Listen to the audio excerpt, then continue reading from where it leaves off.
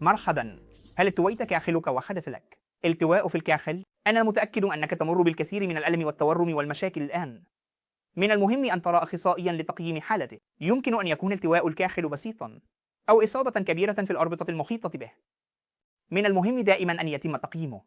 قبل ذلك، في المنزل، تأكد من إراحة كاخلك، وضع الثلج عليه، إبقائه مرفوعا، وتناول بعض مضادات الالتهاب لتقليل التورم. من المهم جدا أن تتأكد من عدم تجاهل التواءات الكاخل. إذا كان التواء بسيطا، فسوف يجعلك تجلس في المنزل لمدة أسبوعين فقط، ولكن إذا كان التواء كبيرا فقد يستغرق 6 أسابيع، والأهم من ذلك إذا تجاهلت فسوف يؤدي إلى متلازمة الألم المزمن التي يمكن أن تزعجك لفترة طويلة. إذا رأيت أخصائيا ونصحك بإجراء تقييم إضافي، فمن المحتمل أن تكون هناك حاجة إلى أشعة سينية لاستبعاد الكسور وتصوير بالرنين المغناطيسي لاستبعاد إصابات الأربطة.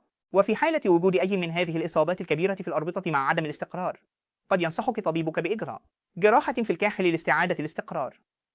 شكرا لك.